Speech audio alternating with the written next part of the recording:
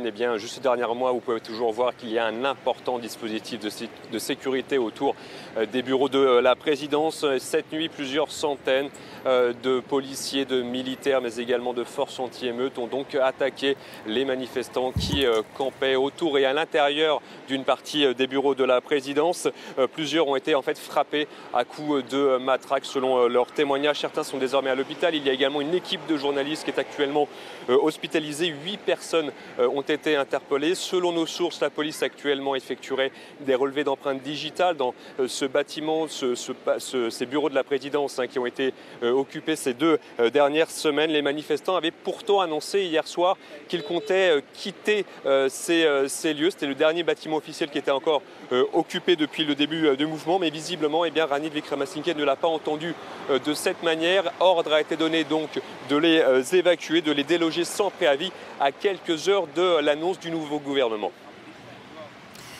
Justement, Alban, le nouveau président, on le voit, affiche cette fermeté. Il se dit également l'ami du peuple. À quoi est-ce qu'on peut s'attendre désormais ?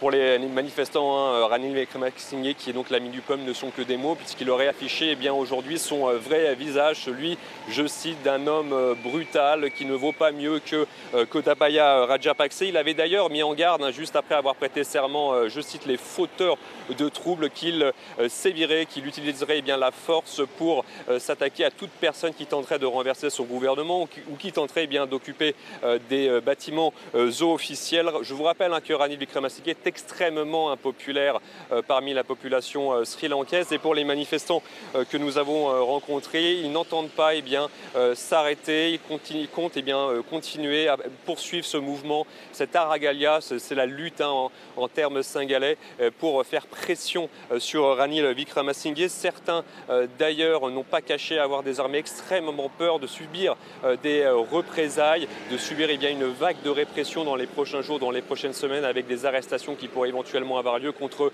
les leaders de ce mouvement. Bref, le bras de fer entre les Sri Lankais et ses dirigeants politiques n'est pas prêt de se terminer, en tout cas pas tant que la crise économique ne sera réglée.